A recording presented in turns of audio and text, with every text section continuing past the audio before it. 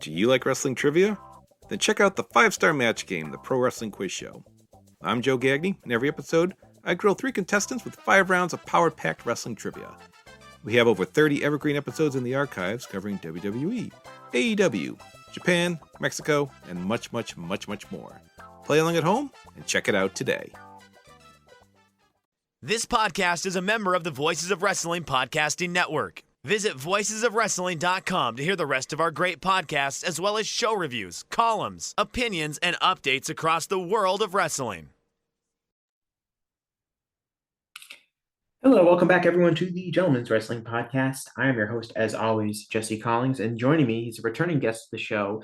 He is the definitive source for all things Lucha. You might know his work from Luchablog, but I know him just as the Cubs fan since he refuses to tell me his real name. He's one of our many Chicago correspondents. It is the Cubs fan of Luchablog. How are you today, Cubs fan? I'm doing okay. I'm a very busy day, but I'm glad I get to end it by talking to you. Yeah, it's tough when people say, how are you doing? And you're actually not doing that well, but you have to be polite about it. I understand. Yeah, it's one of those days. Yeah, definitely. I've had people like where I've called them up and like they're really mad at me about something I published and stuff. And I just default will always be like, hey, how's it going? How are you? And they'll be like, I'm not doing well. I'm really pissed at you. And I'm like, oh, sorry. And it's kind of always an awkward way to begin the phone call. But anyway, Cubs fans on, obviously, because there's literally nobody better to talk about this subject today, which is we're talking about Lucha Libre. We're talking about all of the things that are happening in the world of Lucha Libre. It has been an extremely eventful last month or so. And I guess we'll cut right down to it. The beginning of I'm sure you've had plenty of time to react and to think about, WWE's purchase of AAA.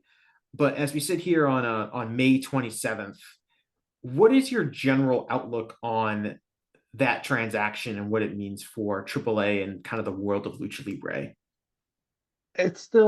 I'm still a little bit confused. I have a better sense of what they're trying to accomplish by doing it, not just trying to disrupt Mexico, but they have an idea that they can take AAA to the US.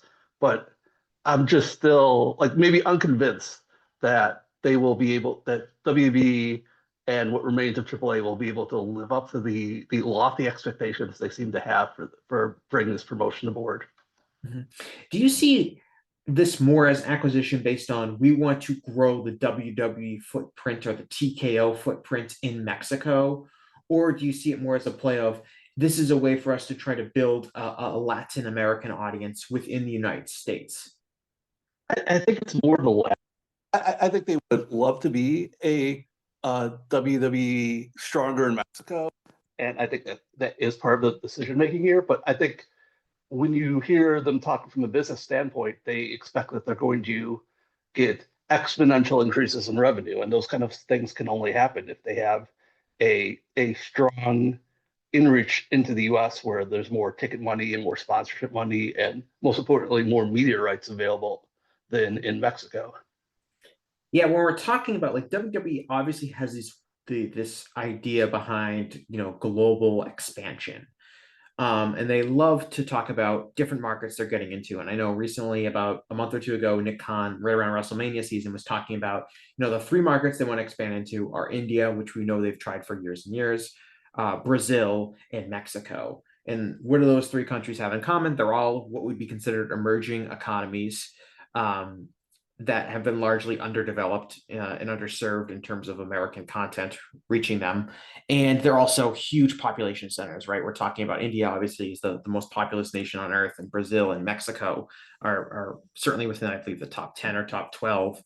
So we're talking about big markets, but the flip side of that is that the purchasing power of the individuals there is limited. And we've seen that in India, where they can get a lot of YouTube views from India. They can get a lot of social media followers from India. But when it comes to getting the Indian public to pay money for the product, which is ultimately what you want to do when you have that kind of customer base, that's been a real struggle for them. And in Mexico is in like the Mexican market is probably more lucrative than the Indian market for that. But historically, obviously, like we said, we're not talking about making serious amounts of revenue off of this. That really just means, the United States market that they feel like they're underserving. Yeah, I think one of the illuminating things was the TKO investor call where Mark Shapiro talked very excitedly about the the the stuff they saw with Penta's debut, with high merchandise sales and a lot of social media engagement when he debuted and when Bad Bunny debuted, and how that convinced them that there's a land market that they have some of it, but there's more of it that they feel like it's untapped. And you can kind of see that as part of the reason to make this AAA sales, that AAA purchases, that would in theory allow them to tap into that market.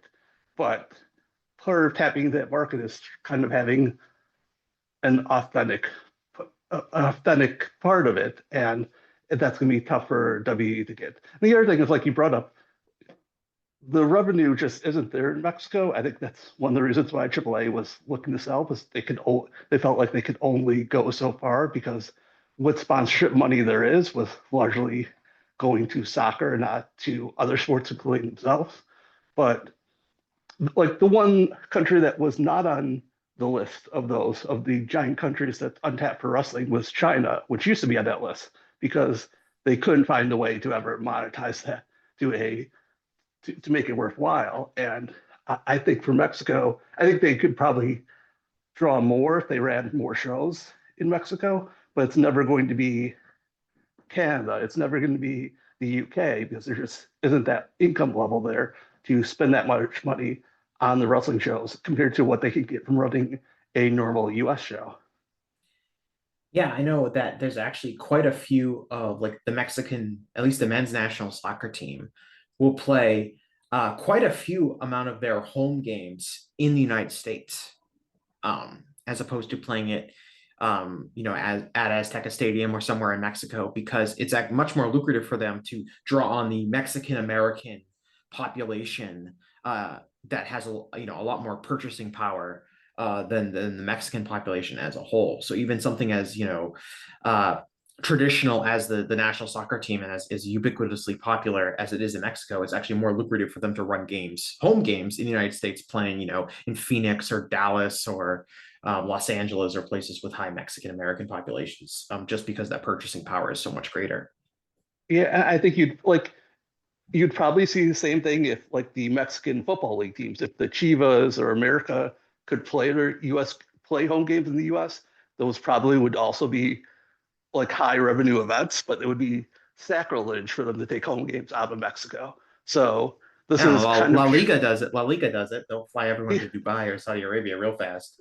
Yeah, and I'm sure not all of their fans are all that pleased with that, and I know the Mexican fans would be like, the Mexican fans in the U.S. would be thrilled, and the Mexican fans in Mexico would be very upset. But Yeah. that's what I think this AAA purchase is, trying to create, to bring the Mexican property to the U.S. and hoping that there's a group of AAA fans who will spend a lot more money in the U.S. than they can get for these same shows in Mexico. And that's really what, like, AAA itself had wanted to do for many years. They kept talking about how they're going to come to the U.S., and they saw that as like their big pot of gold at the end of the rainbow. But they could never find a good partner, and they didn't do the best job of doing it. With WWE, you figure they would have the resources to make it work in the U.S., but it's like, are they going to be able to keep it enough of a Lucha Libre promotion that people still see as something they identify with?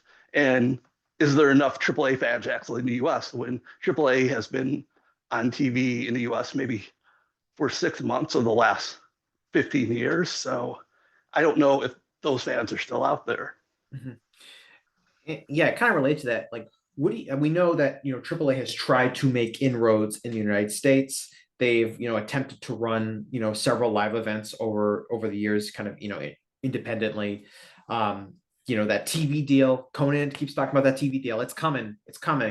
But like, do you get the appetite? Do you get the sense that there's like a really robust appetite of AAA fans in the United States that are excited to go see a AAA event that might be running in one of their cities? I think there's excitement to see a Lucha Libre event. I think that still resonates, like what promotions like Lucha Atlanta, Mm-hmm. doing a couple thousand, and groups in California or groups near me in Illinois can still draw those fans. But I don't know that the AAA brand name or the AAA even storylines um, resonate that much because it's a YouTube promotion that really does not get a lot of interest outside the people who already watch your promotion. I think it still does very well in Mexico because it's on TV in Mexico and it's been part of Mexican fans' lives for 30 years. But I don't know that the AAA people themselves or the AAA brand means as much in the US. We're talking about like, do they have like individual star power? It's such a weird combination to me because especially when we talk about WWE being the partner, like WWE has spent decades and decades really hammering home the idea that the only company that matters is WWE. And even when they have a partnership like we saw with TNA and the way they've utilized Joe Hendry, like the partnership is largely used to reaffirm the belief that WWE is superior to all these minor league wrestling outfits. And now we're turning that on its head where WWE's kind of, in some ways, expecting its fan base to really be enthusiastic about AAA and all of these wrestlers that I'm sure most of them have never heard of, or maybe they've heard of one or two, but that's it. And it just seems like such a weird difference between the two. But for WWE to be doing this and to expect like its fan base to embrace, all of these random wrestlers who the company has never really respected. And we can see even with like WWE's own sub brand with NXT that those fans, even though they are part of WWE and they're considered like the future stars of WWE, they will embrace them for the big shows, but they can't draw TV tapings. They the small house shows, they're not meant to draw a lot, but they also do not draw a lot. Um, I don't. I think the WWE fans have been conditioned that they're the top promotion in the world, and everything else is minor league. And like the reason why guys like Penta and Bad Bunny drew for WWE is because they were huge stars who went to the number one promotion. If you bring those same stars and they were going to AAA for AAA Triple Mania in the US, I don't know that they would have meant quite as much or sold as much merchandise. Mm-hmm. Where was AAA going before this purchase in terms of? I know it's kind of a tricky question to answer, like how stable they were. Obviously, they were willing to sell to WWE. Were you surprised to see them get purchased? I was not completely surprised because there's been rumors Right. about them being sold for years. Dorian Rodan, when talking about WWE, always talked very positive about them as like even when they were working with AEW, he's like very positive of what they had been able to do in the wrestling industry. And like the business itself, I think they were in a very bad shape during COVID, where they were probably closer to shutting down than anyone realized. But the last couple of years, they're like especially like the last say 15 months, the business at their TV tapings has been pretty good. They're not doing as many outside shows as they used to, but I think they're at a steady pace where they could have kept on going this way for a while, but they were never going to grow the way they wanted to. Mm-hmm. And we've seen this happen both in Mexico and Japan, and really pretty much every wrestling promotion that's not WWE or AEW. When your revenue is coming from live events and COVID happens and just totally disrupts that, and it's really hard for these promotions to recover in a way to be where a business was beforehand, and that's without even getting into questions about star power and what kind of wrestlers you have at the top and what kind of storylines you're running, and if you have someone that's connecting with the audience, just the fundamental change that comes during COVID and kind of that really puts business on the rocks in a lot of ways.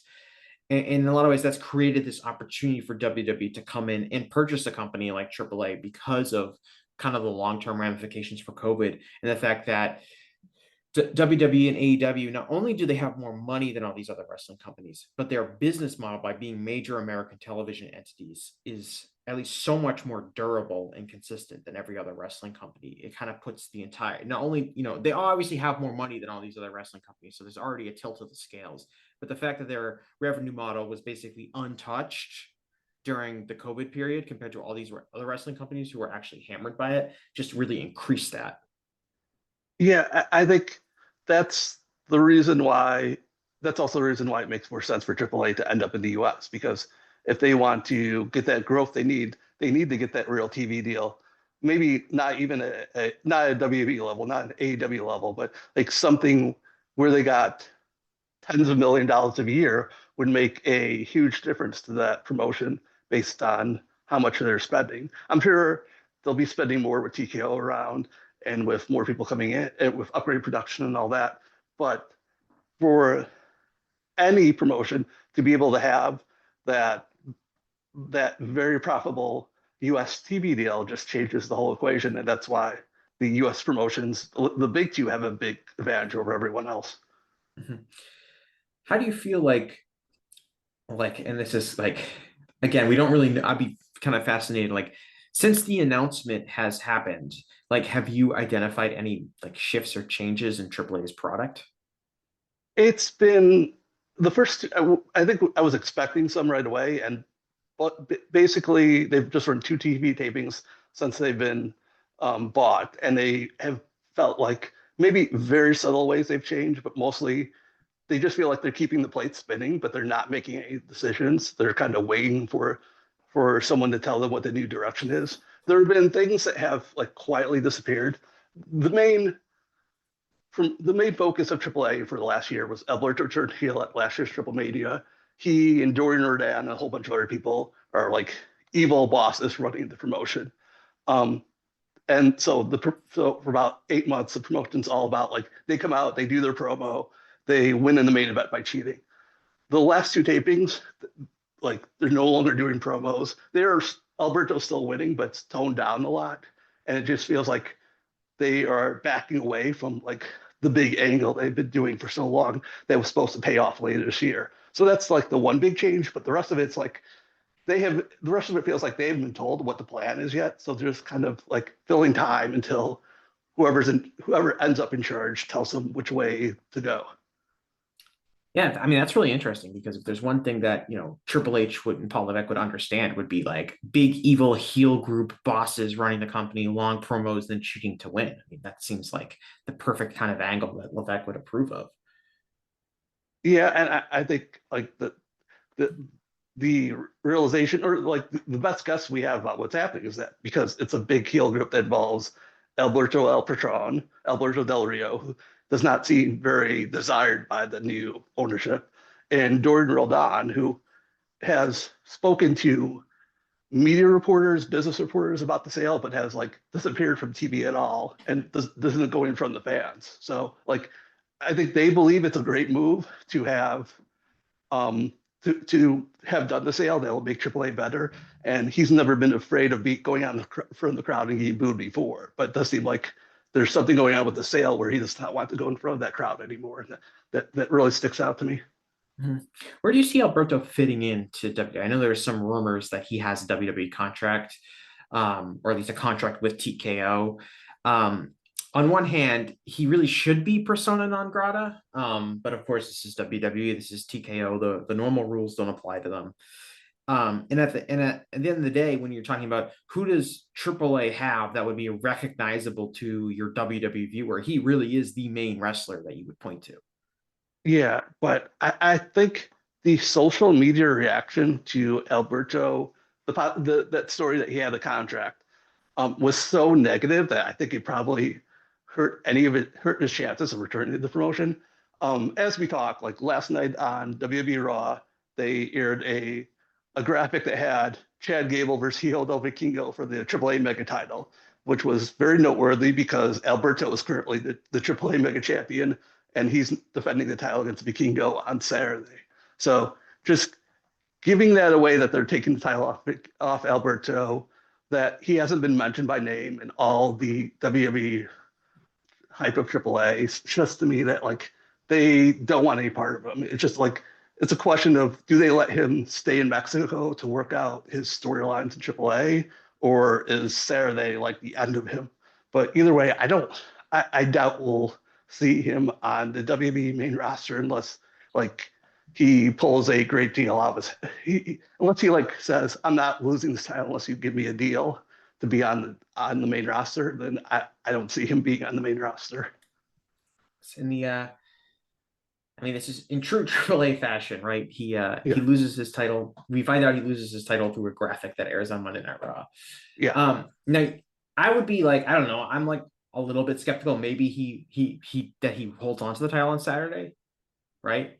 That it could have just been wires getting crossed, that someone putting together graphic didn't know that Vikingo wasn't the champion. And they could obviously do that match. And is there going to be a single WWE fan that's going to be like, wait a minute, I thought this was for the AAA Mega Championship? It's not. Like, I don't see the fan base caring at all about what title Vikingo has or doesn't have when that match takes place. No, that's why I was even surprised they bothered advertising it, because if like it's like that's having the title is not going to sell an extra ticket, and it's a free show on YouTube, so it's not going to sell an extra pay-per-view buy. It's just it was so completely unnecessary that it's just I wonder what happened there to cause that. Mm-hmm. And it definitely seems, at least from what we've seen, that like Vikingo is being positioned as the face of AAA in the United States. He was at WrestleMania. We've seen him sitting in the front row. It seems like his match at Worlds Collide is going to be the signature match on that show, at least from what's been announced so far. And it's just kind of that's very interesting to me. I mean, is it because Vikingo wrestled that match against Kenny Omega that he's getting this kind of push and opportunity? I think Vikingo's very good. I think he's like finally close to where he was before he blew out his knee. But it's like inescapable that like he's the pick because he has the best US recognition off that match with Omega, and they want to show that they got an AEW guy to come with them. Like it's not like there's like running over choices with AAA people because the roster has been hollowed out over the last couple of years. But like if you were polling AAA fans in Mexico, I don't think Vikingo would have been the first pick because his first title reign did not go well, did not earn him respect because the way they booked him. And there are more over people. And the AAA fans see that title as a heavyweight title, and Vikingo's not a heavyweight. So I think they would have like rather see Pagano or Psycho Clown or El Hijo del Dr. Wagner Jr. as being that representative. But for what WWE wants, they want someone who the US fans already kind of know, and coming over from AEW is a big bonus. So it wasn't really too big of a surprise. He was a pick. Yeah, it's not surprising me because I don't think that the WWE staff is doing heavy scouting work on the AAA roster. I think that Vikingo wrestling on American television with AEW definitely turn some heads. And he's also the kind of worker, spectacular guy where he's going to do some stuff where he'll probably have some very gift worthy moments, and the company really, really likes that. And I don't know.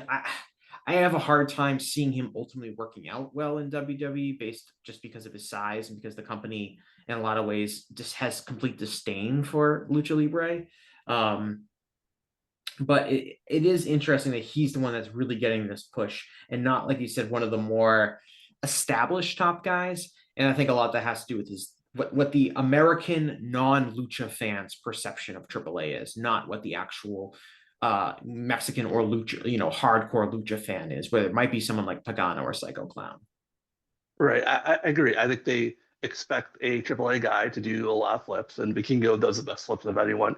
And like there are other people who do flips like Laredo, Kid, and Octagon, but Vikingo's the guy who's been on AEW TV. So that's the obvious pick.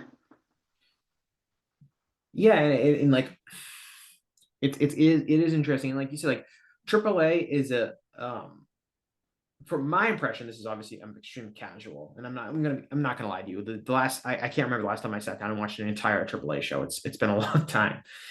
But my impression of AAA is a lot of their biggest drawing stuff and programs is a lot of like older nostalgia acts, right? I think like the Vampiro Never Ending Retirement Tour like was a successful drawing card for the company, and things like that. Not necessarily anything to do with their like current active roster of like under 35 talent. It's nostalgia, people. It's playing off history. I mean, another big feud is who is the rightful owner of the Legacy Abismo Negro gimmick. But it's like it's part of it. It's a fan base that likes its history. Mexican wrestling sticks with their older wrestlers and supports them a lot longer, I think, than US or Japanese wrestlers. But it's also AAA just has not been very good at booking the younger wrestlers and building them up. There's a lot of half-hearted or stop and start pushes over the last few years where sometimes people don't get over, sometimes people just get frustrated and leave. And I think they've leaned on the nostalgia because it's worked, but they've also had to leave on the nostalgia because they haven't really done a great job of giving themselves many options. And in that way, it does really feel like a match made in heaven between them and WWE, because a lot of those same things you could say about WWE in terms of, in recent years, they've definitely been able to acquire a wrestler like Cody Rhodes, who's provided that. But it is a company largely based on nostalgia or older part-time wrestlers, and they haven't really been able to elevate anyone under the age of 35 upwards in a way that sounds similar to AAA. But the big problem is that like WWE knows the WWE nostalgia. They don't know, like, if they're just learning about the roster and just figuring out who Vikingo is, they don't know what a Cibernetico was meant to AAA, or they know this Laparca kid is supposed to be a big deal, but they don't really understand why the new Laparca is a big deal, and that's where they might run into problems just trying to get themselves over to a new audience that they are following the traditions of AAA. What do you make of this Worlds Collide show? Because I don't know, to me, the Venn diagram of people who hold the Worlds Collide show from the 90s in very high regard, and people who are like big WWE fans, the Venn diagram of those people would be very, very small. And they're obviously doing the branding for nostalgia purposes, but who is the target audience for this show? What do you think would be the best way to achieve that?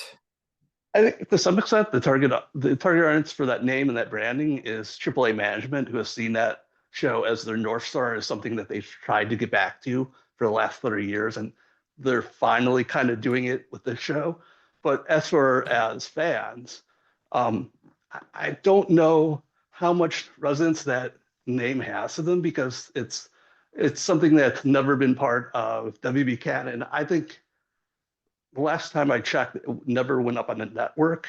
The show, even though AAA thought WB had the right. I talked to someone with AAA about this a long time ago, and they were like, they thought WB was keeping off their network as a way to get back at them for something, or just to block them out. But I think it's been like one of those shows that just kind of, no one's really known who's owned the show, so it has not been as promoted or hyped after the fact as much as other shows. And I think that name may still have some resonance to like longtime Los Angeles wrestling fans, longtime Los Angeles Lucha Libre fans, but the AAA they're offering now is so dissimilar to what was on that show that I don't think it means anything special. I think it's just like an easy excuse to run an extra show to try to get these people over to a new audience by promoting it as this big thing. And like the original Worlds Collide was supposed to be a melding of different promotions, even though it was really one promotion. And this is a way of them politely saying that tried to do a Forbidden Door show without actually saying Forbidden Door. And also not really using the main roster talent. No, I think that's also going to be an issue, because like obviously the AAA roster is going to need some reinforcements, but if they're going to send the people who are on the edges of the WB roster, that's only going to exaggerate making AAA look more minor league, when like the Garzas and Santos Escobar, who were barely used on TV, are featured. With Chad Gable, who like who story before this latest heel turn was that he can never actually win a title in WB. If he goes to the AAA and now is winning a title, that does not say much for AAA. It says that they are a second tier promotion, and it also says to WB people, do I want to get sent to AAA? And is that being demoted to NXT? And is that going to say something against me, or am I helping the company by working there? Yeah, you mentioned, comparing it to NXT, right? Like, even though NXT is clearly WWE's roster and things like that, that there isn't really a huge amount of fan support consistently for NXT at anything close to the level of the main roster. And by putting AAA on the level of NXT, just like they did with TNA, WWE still holds this kind of message that this is a minor league / development territory and not really the big leagues, which is what the WWE main roster is presented. Yeah, and that's the question is like, are AAA fans going to be, are there going to be enough AAA fans who are going to be willing to overlook that because they see faces that look like their faces or faces that look like their faces under masks? Or are they going to say, this isn't the big promotion. We've actually grown up watching WWE, so we're probably just going to keep watching WWE. Do you feel like WWE has the workers to make this work in terms of seamlessly? Because we saw, right, we can go back to the original Mystico push, right, which is kind of, we're going the time machine. This is like, a major attempt at WWE to break into the Hispanic market. They go out and they sign Mystico, who at the time is the biggest drawing card in the wrestling world. And they have a press conference, and Paul Levesque is there telling him, I can't believe we got this guy. And they bring him in and they really badly mismanage him in a lot of different ways.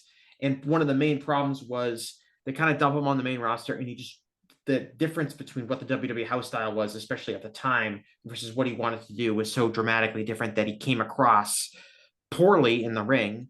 And of course, the company had no idea how to market his charisma or anything like that, and everything goes disastrously bad. I think that the roster is more robust now in a lot of ways, and I also think that just in general, your typical American wrestler is better handled to work, a lucha style or work with luchadors, and they know how to base a little bit better than they did in 2009. But what do you make of like WWE's ability from like just in-ring perspective to make these guys look good? Like a guy like the Kingo, he's going to need a very particular type of talent to make him look as spectacular as he can be. And will WWE realize that, or are we looking at another Mystico situation?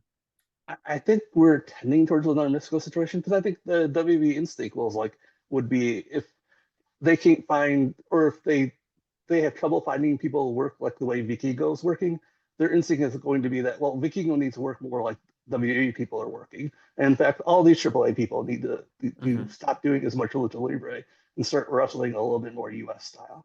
I don't think AAA as itself, because it's got a few people on top, a very small middle, and a lot of people in the opening range. Doesn't really have the depth of people to work right with Vikingo right now. And I don't know. I feel like the Chad Gable Vikingo match, that's going to be great. That may be like the best match to happen on any show that's called itself AAA this year. As long as they don't do something very silly for the finish, which they could. But beyond that, like I kind of expect that like Vikingo might end up more like Dragon Lee, who's like a close comparison of him when he was in Mexico, and be a guy who has exciting moments and exciting matches once every few months when they put him in the right situation, but they mostly don't really understand how to use him beyond that. And they're encouraged for him to tone down or change his style a lot. Yeah, and that to me is the really interesting. This is a company that has never been good at understanding. They've never been good at understanding like talent that was successful before they got to WWE. You mentioned that with with the way that they approach talent and how there's no real perception about what the AAA roster and who's over the AAA roster. It's all the perception of is like, oh, well, Vikingo worked some matches in AEW and were well received, so he's probably the right person to put in this position.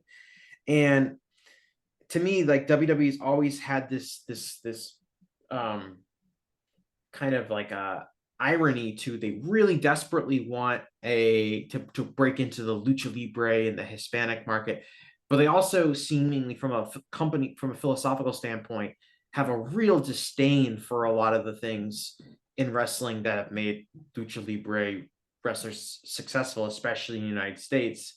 I said this on my last podcast, like their ideal Lucha Libre, their ideal Mexican star is, someone over 6 feet tall that, is conventionally handsome and doesn't wear a mask.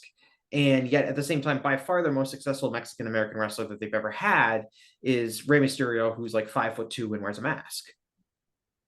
Yeah, I think Mexican wrestling itself has a an issue with like, are we doing it the right way? Should we be doing it more successful US way? So they're much more willing to go along when people say you should start doing it the US way or start doing it the Japanese way.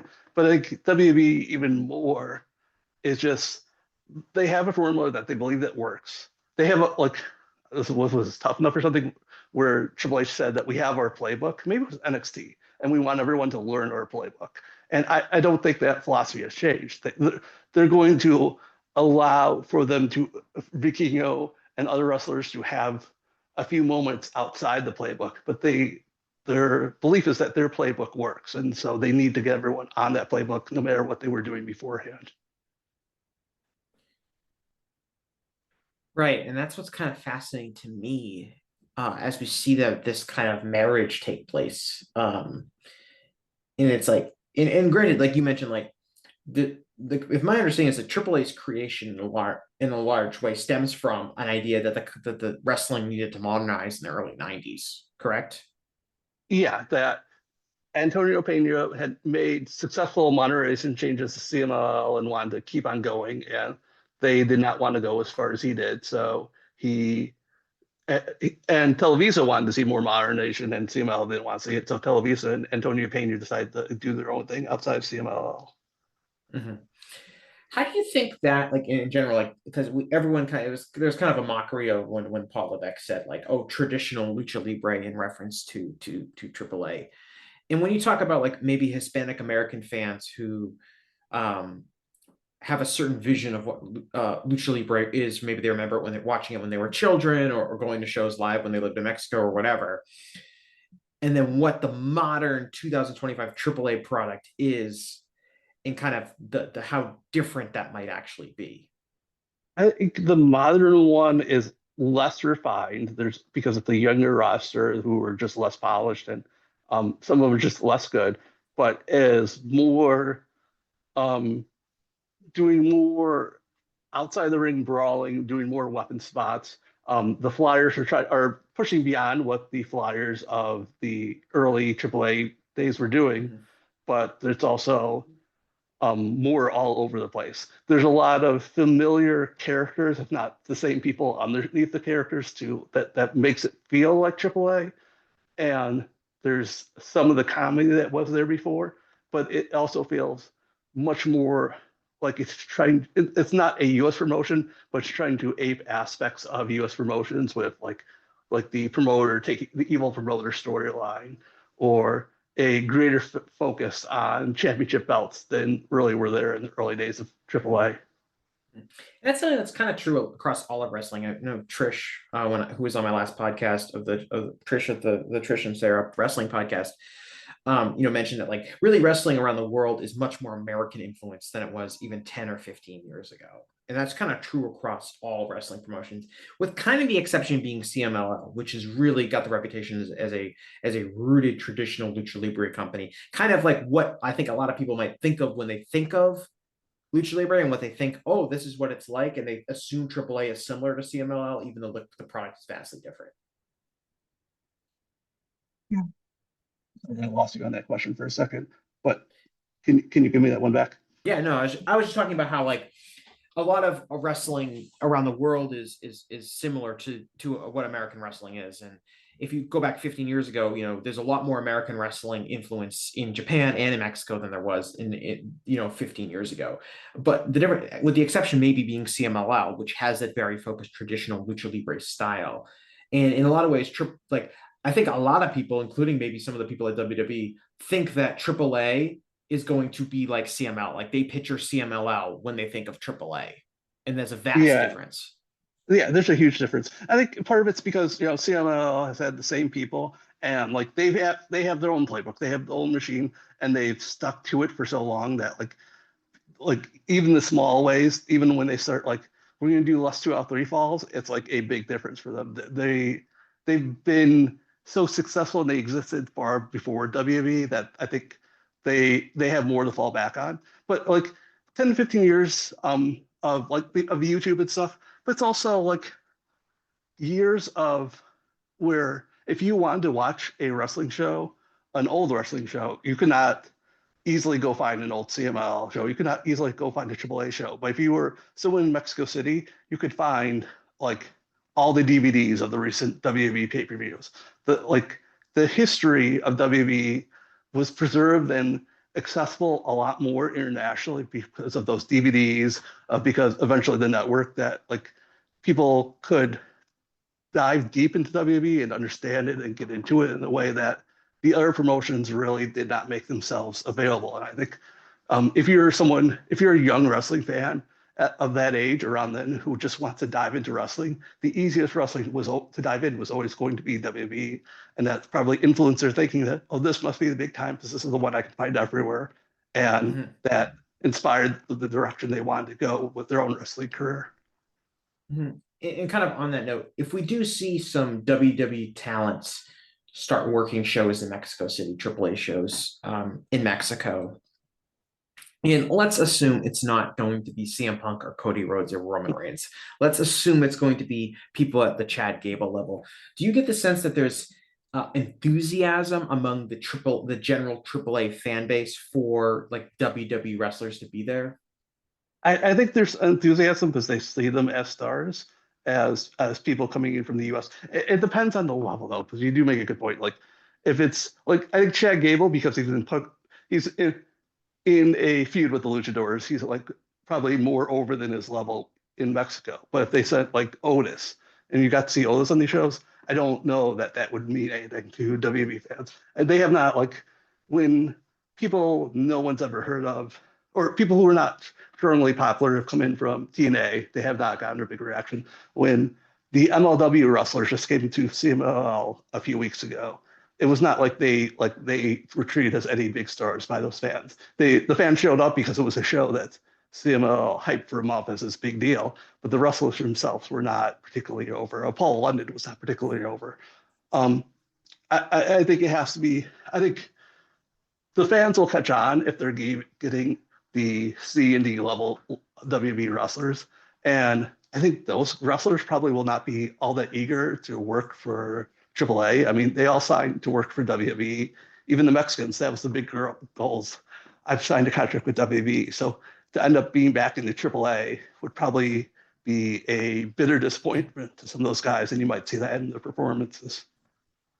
Yeah, it's one of those things I think people like will kind of go overboard in glamorizing when it comes to thinking about, oh, with these promotional partnerships, and this definitely has happened a lot with AEW's various partners. Like our idea is like, oh, it'll be great for this younger talent to go to work in Japan or to go to work in Mexico. If AEW, especially with AEW, like, oh, they've got this partnership with New Japan and Stardom. Wouldn't it be great if that talent went there to promising talent went there to learn a different wrestling style and then get more seasoning and things like that.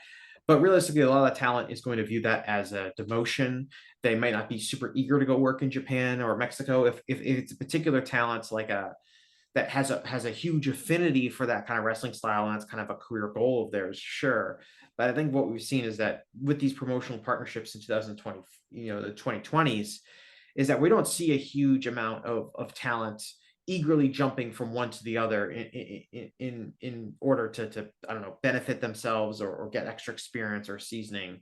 And I think that would be the case where a lot of WWE talents like, I don't really want to go down to Mexico City and work in Mexico. I don't really have any affinity for that kind of style of wrestling or wrestling in Mexico. And I want to work, either on the main roster or at least in NXT.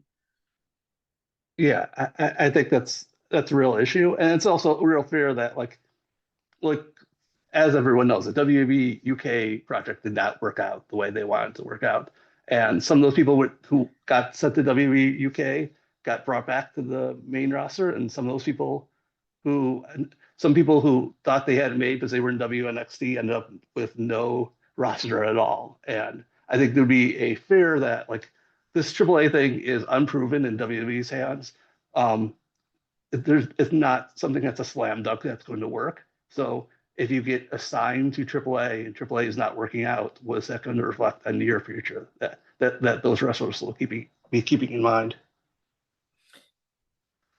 Yeah, it's definitely the UK thing is at least like in some terms of a model, and we talked about this on my last episode. But like you said, they didn't accomplish their goal with what they wanted to do with NXT UK. But if the goal was to really, prevent competition from arising in the UK with I know they largely created it as a response to fear that ITV in England was going to create its own wrestling show, using a lot of the available indie talent that was in the UK. They succeeded in that. They succeeded in hurting a competitor to rise up within the UK to WWE's market dominance. And is that something that they would be aiming to do in Mexico? It's unclear. The atmosphere is much more competitive in Mexico with the CMLL than there is in the UK, which had no formally organized entity that could really rival WWE in terms of drawing audiences and crowds and things like that. But Yeah, it did succeed in disrupting it in an yeah, almost wholly negative way. yeah. I guess the big question is like that was WWE during the Vince McMahon era. Is the TKO era still going to have that as the same priority where like their goal is to make sure that if wrestling makes $1, we want to make sure it's a $1, even if it costs us so much money to make that $1? Or is it like what we've seen with TKO where they want to make the most money possible, and so they won't get in fights for small money because they want to make big money someplace else, and so they're not going to disrupt as much as they're going to try to concentrate on profit centers. It's like Vince McMahon leading this AAA thing, his number one priority would be to break CMLL and to make sure that he had Mexico. But like, I don't know if TKO cares about having Mexico if they can't find huge money from going into Mexico. Yeah, I mean, to me, I agree, and that's something that's really difficult for me to comprehend in the sense of I totally agree that like TKO has been really financially motivated to own. They're only going to do the things that make the most sense for them, right? We're not going to run as many house shows because we're not making really that much money on it. We're not going to, fund all of this extra stuff that's kind of happening, because it doesn't make sense for our bottom dollar. And I have a hard time, like, to me, like when put in that context, I don't really see the point of the AAA purchase, because I just don't see that as a strong financial move, other than maybe to get some inroads in Mexico and maybe make some progress with the Hispanic American market. But it just seems like a lot of work and a lot of expense for very little guarantee in return. And we've also seen like rumors that, oh, like NXT Europe is going to come back, and we're now that Paul Levesque is in charge, we're going to see the map where we're going to have an NXT on each continent and all this kind of stuff. And to me, that's never made sense ever, but it's certainly not going to make sense in this era of TKO, because those are all going to be money losers. And to what end is that going to really make sense for them to do that? But we're starting to see them at least try to do that with this AAA purchase. Yeah, and to some extent, it's like unclear how NXT original version, how much that's a profit center for the company. It's like you have to chalk up a lot of that to like develop research and development costs. Are they going to want to? And there is some like advantages to getting to the next Vikingo before CML gets to the next Vikingo, or convincing people who have prospects of making it to WB to get into their system. There's like I don't know how the US visa situation is going to go over the next few years, but I would assume it's going to be easier to get people from Latin American countries into Mexico to evaluate them there before you try the long process of getting to the US. So there's an advantage of having a home base in Mexico for recruitment purposes. And maybe like everyone talks about there being this huge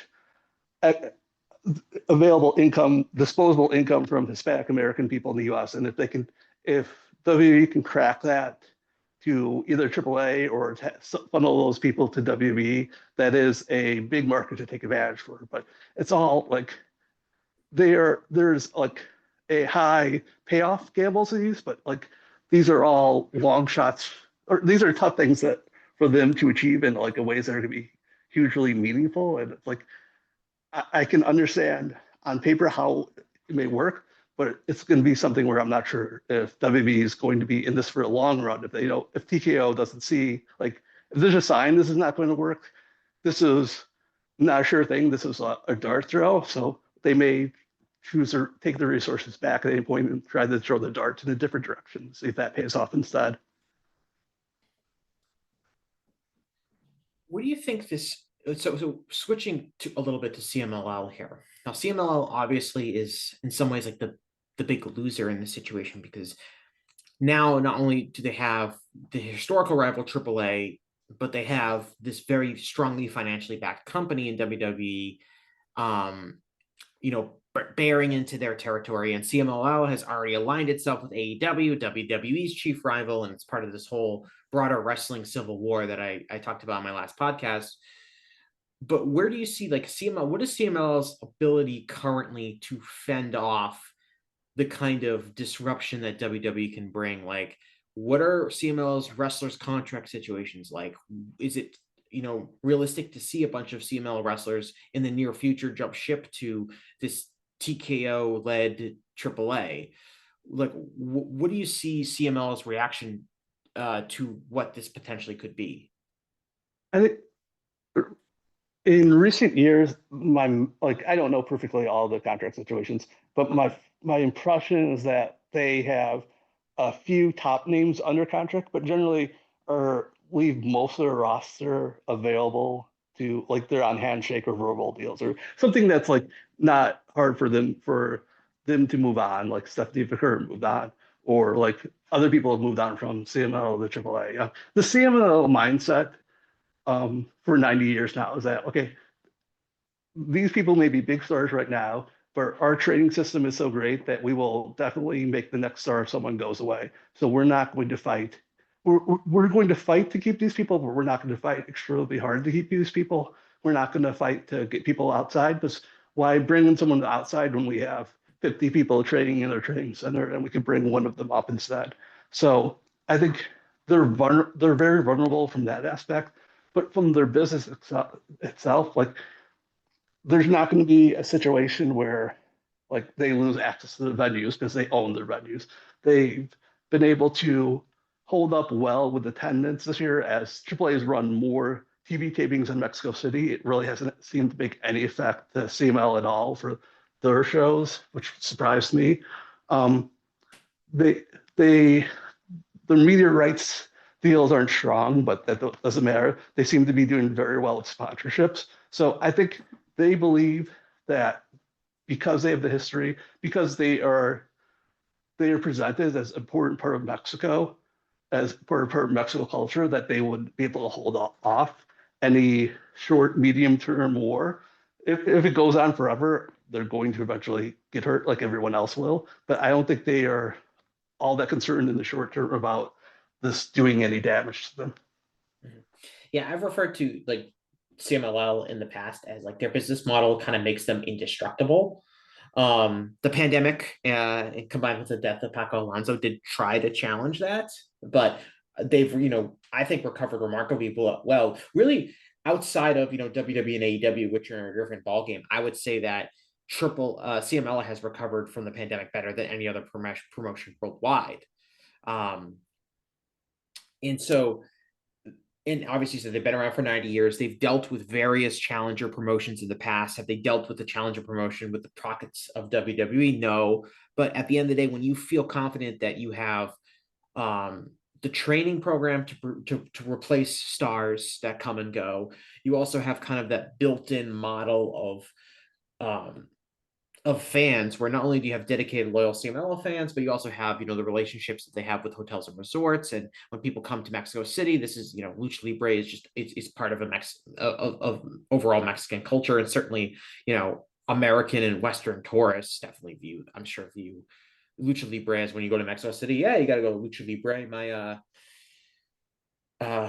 My aunt's like mother-in-law, who was like 85 years old, went on vacation in Mexico City like a year or two ago, and my aunt was telling me, like, she went to a wrestling show and she loved it. And like, this is someone who definitely has never been to a wrestling show in their entire life, but when she was in Mexico City, she had to go see a wrestling show, and I guarantee she went to a CMLL show.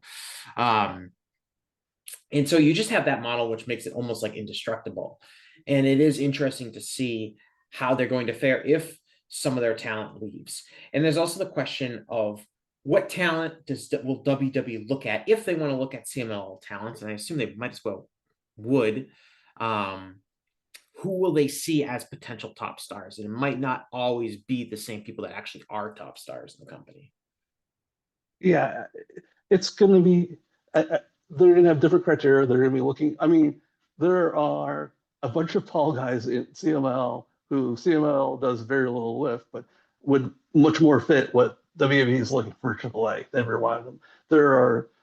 It's a very deep roster right now, so there's plenty of people who are like, I'm sure, do not exactly fit what AAA or WWE wants, but would be probably willing to listen to talk if they get a better opportunity somewhere else, but they just don't trust AAA itself to do so. But if WWE keep calling them to do that, I think the biggest challenge for WWE in the roster though is like it's very clearly important for them to feature women's wrestling right now, and the Mexican wrestling scene for women is not very good at all.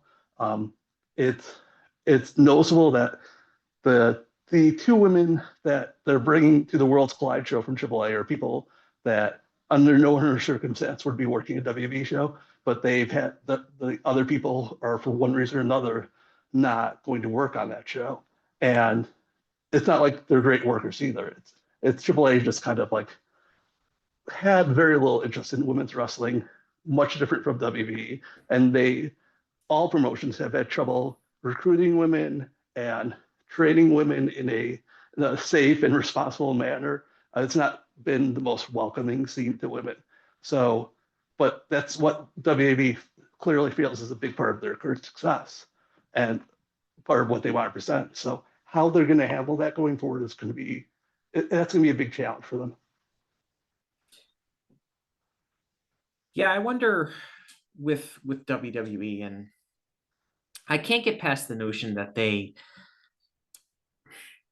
have a real, at least, and again, this is all under Vince, and it's unclear if Paul Levesque shares the same sentiment, but I feel like he does because of every single thing I know about him, is a real sense of arrogance and stubbornness, and our model is the best way. And what we view as stars is the only way to view stars. And when you're taking something as completely different as Lucha Libre in Mexico, their ability to evaluate that, I would just seriously question. And I'm so confused on what they would actually ultimately end up wanting to do, because in my mind, like their version of a top Mexican wrestler is someone like Alberto, right? That's why Vince gave him so many chances, right? He's tall, he speaks good English, he's a conventionally handsome guy. It's perfect, right? Well, he didn't connect with the Mexican audience really at all when he was in WWE. And I just don't see them. They would see a guy like, I don't know, La Parca as an example, or LA Park, and they wouldn't see why that guy would be successful or connect with the Mexican audience. They'd be very confused by him. And I just don't see that changing or evolving under the Paul Levesque regime. I think it's really just as arrogant and just as stubborn as it was under Vince. Yeah, I think that's like, I think, and then that's gonna be a problem is if they present a WWE version of AAA, like they presented a WWE version of ECW. It may have its good moments, may be fun, but it's never going to be what drew people to their product in the first place, and it's never going to succeed to that level. I wonder, like, there are things in AAA that are just completely different from WWE, and like one of the big questions is like, AAA has always featured Exotico wrestlers. That's something that WWE is very far from doing. Can you describe to what the Exoticos kind of are to listeners that might be unfamiliar with that very specific type of wrestling in Mexico? It's men who dress as effeminate characters. Some of them are heterosexual men, some of them are homosexual men. I think and these are a couple of transsexual Exoticos. But it's doing a sometimes very sexualized, sometimes a very comedic performance that's meant to be positive towards the characters, not demeaning, but it's also something where they are much more they are much more LGBT friendly characters than anything WB is doing, where some of the characters are like they signal that what their characters might be outside of the ring, but they don't bring up what their sexual lives are outside the ring. And that's very much the entire basis of the character of a Pimpinella or a Dulce Canela, and it's something that's part of the fabric of AAA. It's something that Antonio Pena was big on when he was alive, and it's something that like has stayed popular with the AAA fans. But like, is that something? If there's a situation where they're going to allow AAA to be AAA, then you still need to have those exotic characters there. If there's a situation where they want AAA to be a WWE version of those of AAA, do those characters need to change how they perform, or do they need to leave the gimmicks behind, or do they need to get different people in there? That's one of those like it's one of many different like culture differences between the two companies that they're going to have to figure out in the next few years. Like AAA does not use mini wrestlers as much as they used to, but does that fit in a WWE presentation at all? Does WWE want AAA to be an incubator for people who are coming to the main roster someday? And so that means people who may get over Mexico but wouldn't work on the main roster should not be included like the middies? Or do they let AAA just be the promotion it has all the time, even though it may not fit with WWE standards in other places?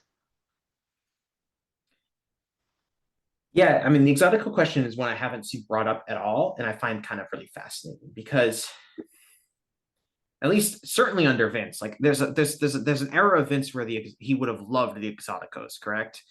And maybe that's not the era that TKO is under now. But if they were to bring them in, they would be presented in a way that they're not presented in AAA. No, I think when you've seen even W come close to those characters, it's not a great portrayal. It's not a great portrayal. It's stuff like Chuck and Billy, which is really not the gimmick. I'm picturing Vito wearing a dress.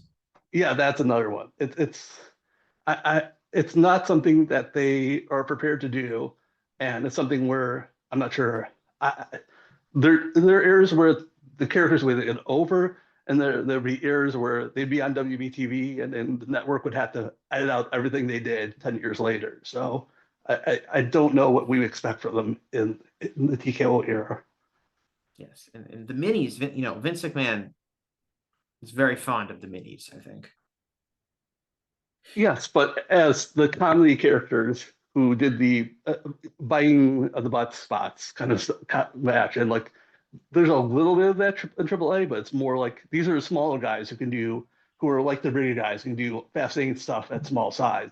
They're the promotion of Masquerita Scarada and all the other Masquerita Scaradas of the insanely athletic guy who just happens to be 3 foot tall.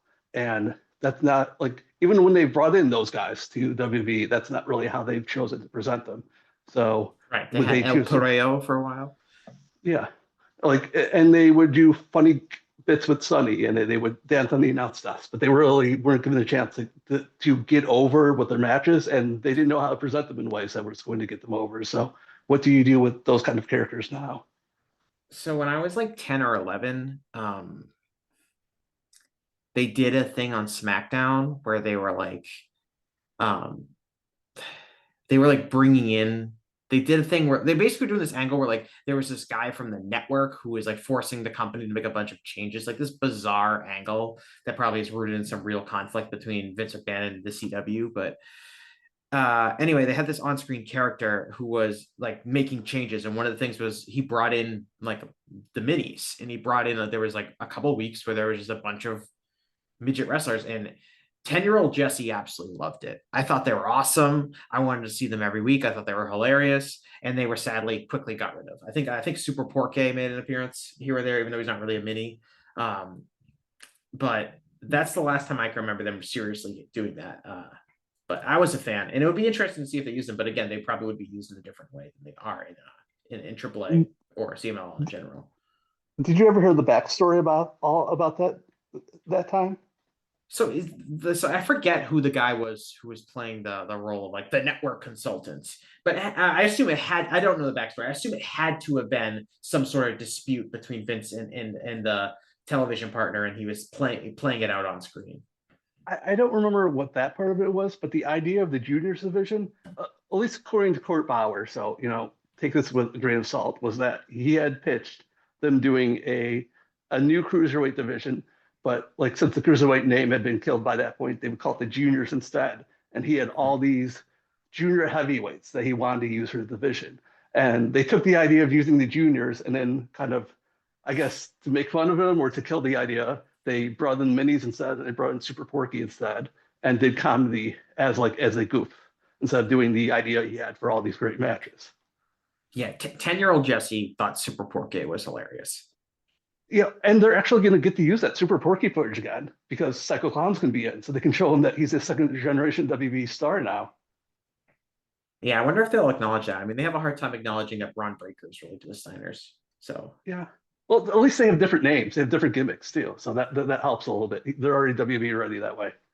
This man, Psycho Clown, who's going to be calling this AAA stuff? That's also an important question because that's a big question. That's like a big part.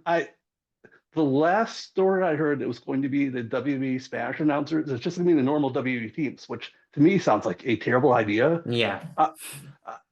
Frequently for these Triple Manias, I guess or for other shows, the people who call them will reach out to me or people like me to help them get notes about the shows because no one follows AAA a lot all the time, and they need to know who these people are. And AAA themselves does not do a great job of prepping people for these broadcasts, which may have been evident over the years. I don't know. Like, if you drove people in the cold to these matches, the lack of presentation. Or if you trust AAA themselves to get these people ready, they're not going to be ready. I really think they should, like, at least for the Spanish announcers, bring in the main play-by-play voice from Mexico, Jose Manuel Guillen. And like, he speaks English too. He's been doing this promotion for the last 5-6 years. He's the guy who would know all the stories and know the characters and explain everything to everyone. And like, both as an announcer and also behind the scenes when they're prepping the show, so they know who all these people are. But I don't know how much thought they've put into this, and I haven't heard him hint that he's going to be doing the show at this point. You don't trust Booker T to get all these AAA characters, correct? No, I don't trust Booker T to keep any of these people correct. Well, it's an NXT show, so I assume Booker T would be there, right? They've taken the NXT branding off the show for whatever reason. So maybe he's not going to be there. Maybe that's them realizing that was making it look like a minor league show. But I can think of a person less equipped to call 2025 AAA than Booker T. He would put Vampiro to shame if he did those shows. Yeah, Vampiro at least, I don't know if he knew what was going on, but Vampiro at least had the ability to put over himself the entire time. Yeah. I get the sense, I do not watch Booker T. I get the sense he does a lot of that too. I think Booker T is like, there's no standard for him to be successful other than him to just kind of be himself and say his catchphrases. I don't know if he's really putting himself over in like the shameless way that like Vampiro would on when I'd hear him on Lucha Underground, but it's very much like man, I'm just gonna be myself. You know what he is? He's kind of like, it's kind of like the commentary equivalent of like the veteran wrestler doing an indie show, and one indie wrestler's coming up to the veteran and being like, hey man, I think we should do this, this, and that. And the guy's like, we're not doing any of this. Here's what we're gonna do, my 5 moves, and then we're gonna get it done in 5 minutes. That's why I feel like Booker T is the commentary equivalent of that. Yes. Wasn't this thing a couple years ago where he was looking up on DoorDash or whatever when he was getting for his post-show meal during the show? I think that's the exact level of effort I'm sure he's putting into all these shows. In defense of Booker, like we've all like thought about our post-work meal a lot when we're at work. Like, so I can sympathize with them there. I have a question for you. Do you think they called Mike Tenay? No. I think they should. I was joking when you're saying like, I don't know who's gonna do the show, and I'm like, I was almost gonna say like, Mike Tenay he's available as far as what I know. I don't know if Tenay is actively watching AAA. I feel like I'm sure he's not. That he's not, because I've heard that he is not like he's given up on wrestling. It's some sort of sad twist of fate. And he's also somebody that has never been in the WWE circle, to my knowledge. Yeah, I think because they're doing such a homage to the original show that like I think they would want him like maybe just like as a hosting, like not actually on unannounced, but like there to just say, hey, look, it's Mike Tenay. But I think that also in my mind that's like their frame of reference for Lucha Libre is that they have not updated in 30 years, so they might not know anyone newer than Mike Tenay if they need to call someone in for Lucha Libre info. Yeah, I'm trying to think if they even have like a veteran. I guess they have Ray, but like, do they even have like a veteran wrestler that they could plug into commentary that could kind of get over a lot of this stuff? I don't think I've ever heard of Rey Mysterio doing commentary before. I'm sure he's done it as part of angles and stuff like that. But even someone like that would probably be beneficial.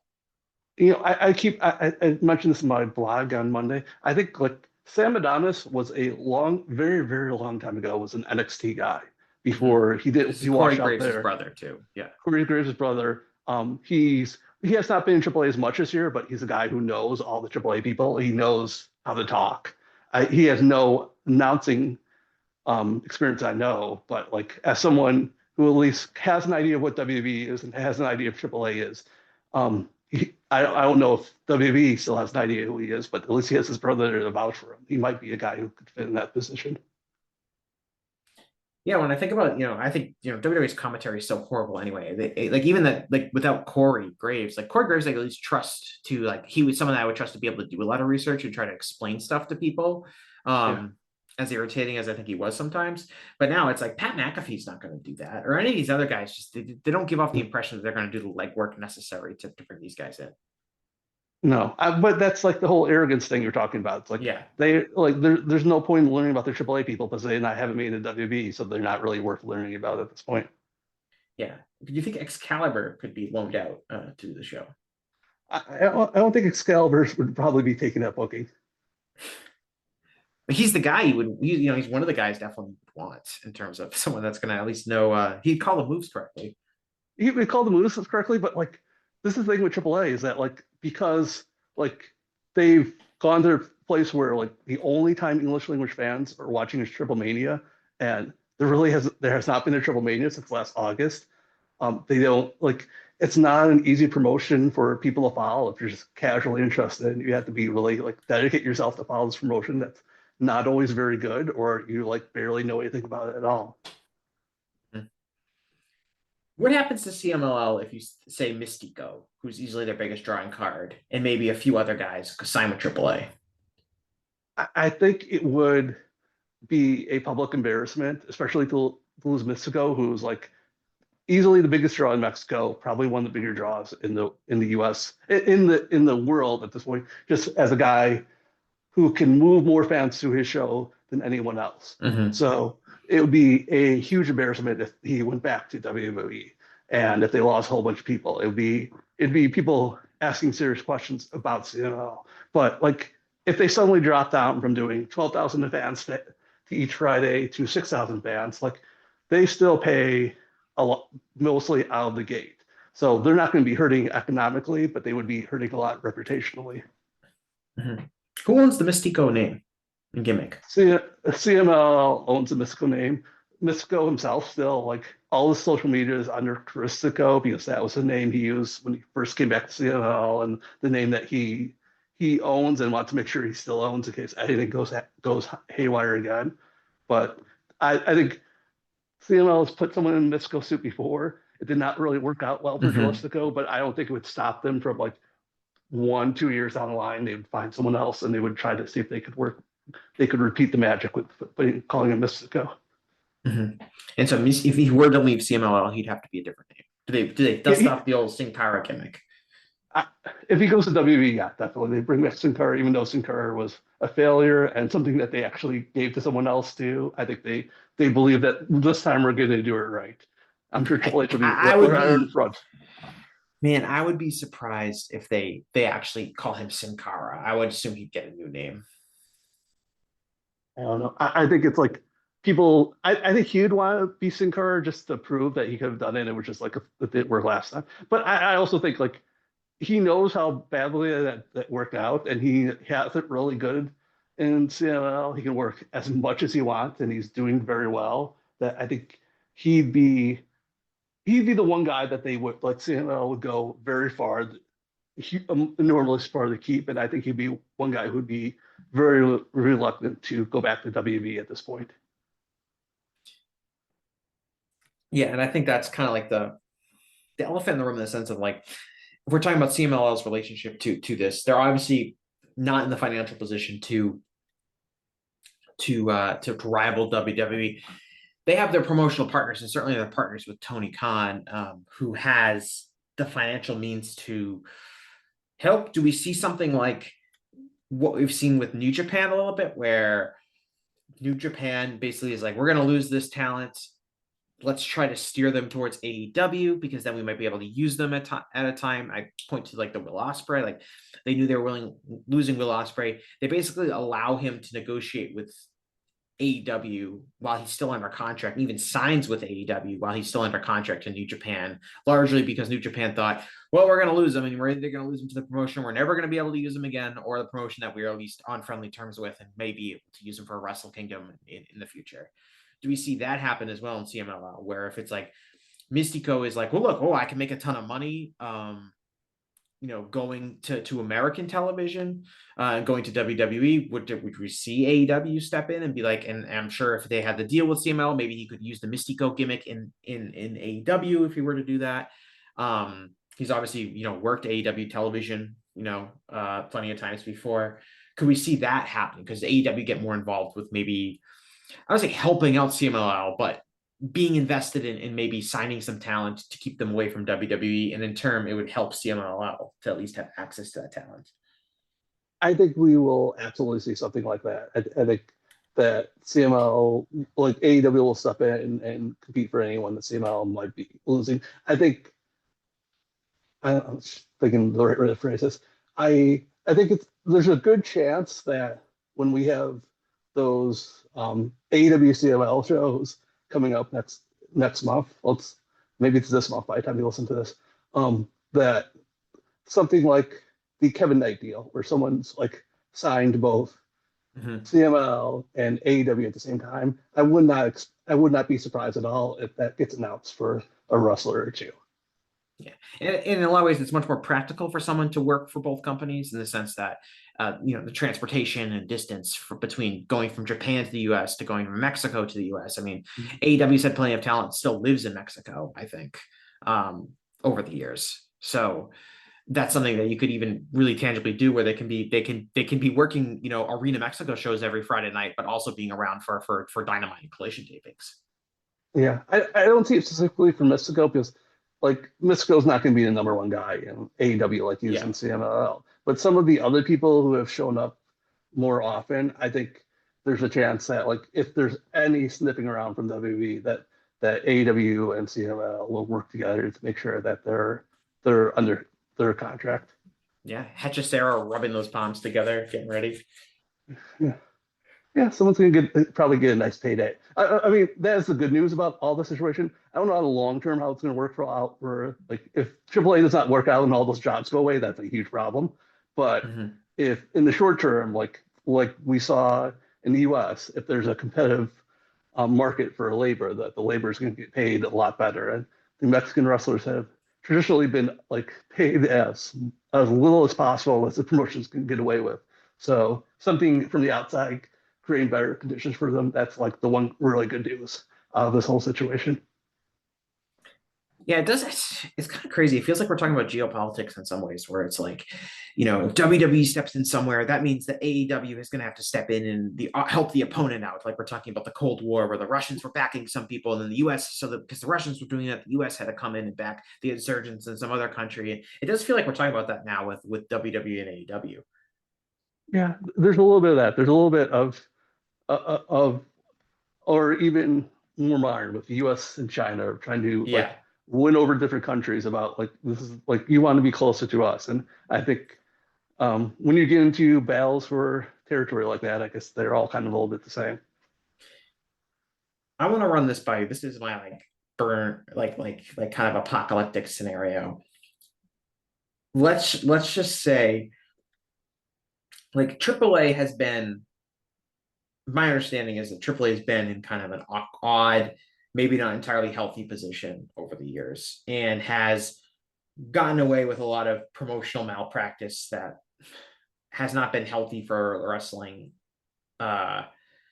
landscape in Mexico overall. If this goes really bad, and WWE just basically gives up and is like, you know what, we're shutting down AAA. It's not worth it. We spent all this money. It's becoming a money pit. We're not getting the kind of territory that we've wanted to get in both the United States market and the Latin American market.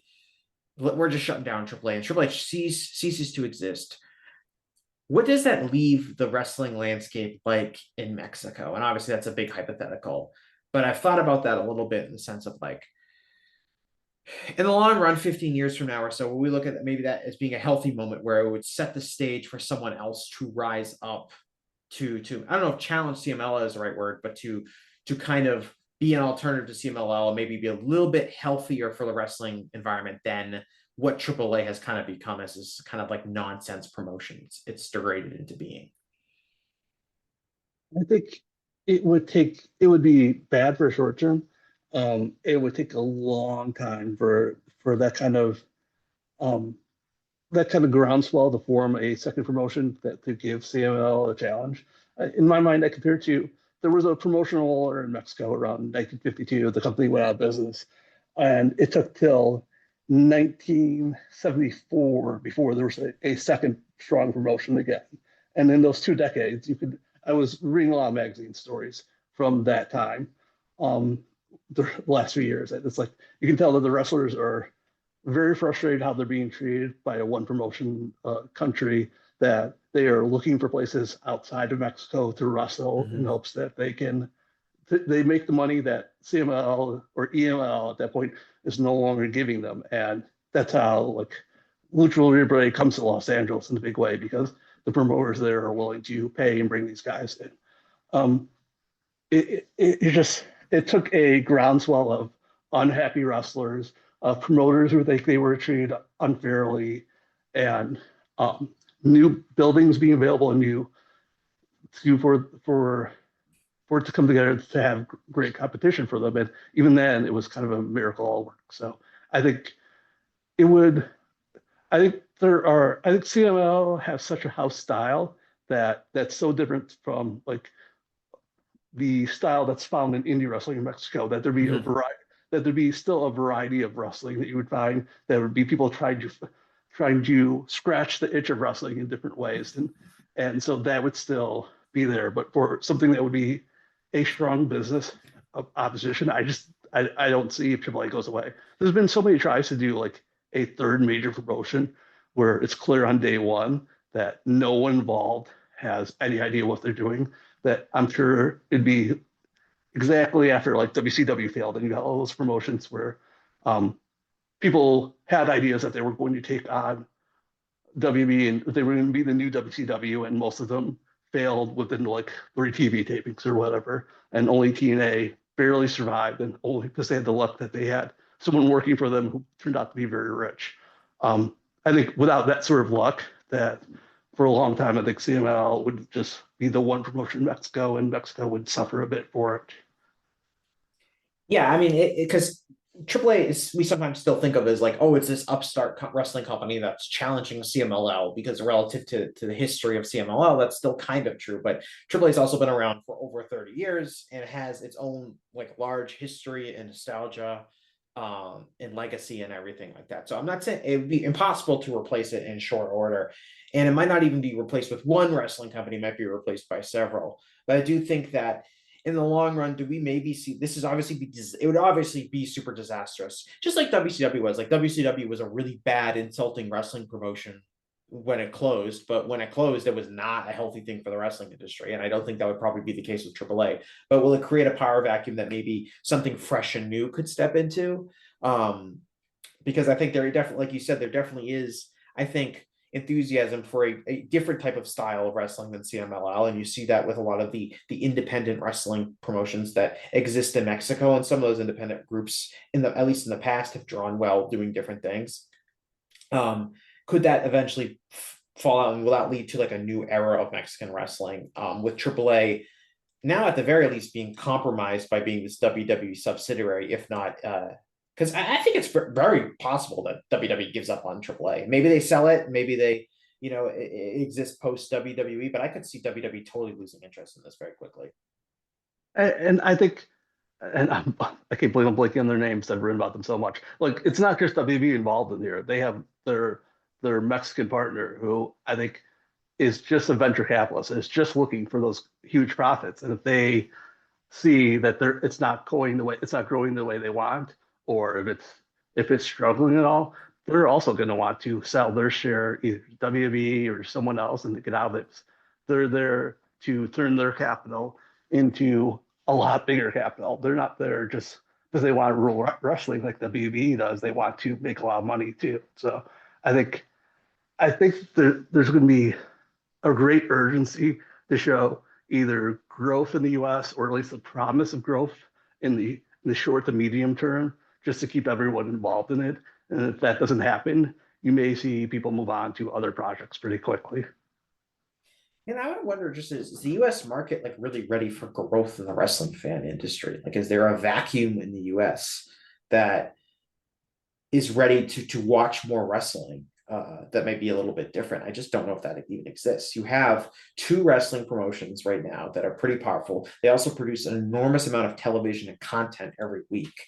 I just don't know if that really there's a market in the United States for another wrestling promotion like a AAA to gain some traction. Yeah, I mean, that's the meme with TNA, that they're always one big media rights contract away from being the number 2 promotion. And putting aside that's probably not, but like, they can't ever get that one media contract. There's not that many opportunities, there's not as many interested people, even with the scattered and varied media system with 100 different streaming things and channels right now. There's just not that many people willing to pay big money for wrestling. Right. Tony has been trying to get a Ring of Honor TV deal for like 3 years now. Yeah. I'm sure MLW doesn't want to be on whatever BN Sports they're on, and they can't get off that BN Sports deal. It's so like the one advantage for AAA is that in theory that they have a show that would be appeal to the Univisions and the Telemundos, but like AAA just sold it like last year. They tried to sell a show to Univision and they got put on Unimas and they didn't do any numbers and they got dropped after 6 months. I'm sure a WWE presentation would be stronger, but it was very clear it was like a prove it deal, and they were unable to prove it the first time. Is Univision going to be a hurry to take them on again? All right, do you got anything you want to plug? I don't have any projects I'm working on right now, so you'll just find me on luchablog.com, where I will remember that the other person who bought AAA was Philippe, now that I'm looking at it. But I'm on luchablog.com. I post updates at least 3 times a week. I'm on Twitter for now, but that's very much for now, at Luchablog, and you can find me on other social media stuff. But you can really find everything you need from the Twitter and from the blog. All right. Well, thanks a lot. I want to thank CubsFan for joining the show again. Of course, he is the authority on Lucha Libre, especially in the United States. So I appreciate you doing the show, and I'll talk to you again after a while. Bye-bye, everybody. Hello, do you like New Japan Pro Wrestling? Are you a Shin Nihon freak? If so, check out the Super J-Cast with Joel and Damon on the Voices of Wrestling Podcast Network. And even if you fucking hate New Japan Pro Wrestling, listen to the Super J-Cast anyway. Not just for our great show reviews, analysis, and pastrami sandwiches, but there's also usually some dick jokes somewhere in the obligatory opening 30 minutes of absolute nonsense we chat about every single week. That's the Super J-Cast for all the best talk about New Japan Pro Wrestling, crisps, and pornography.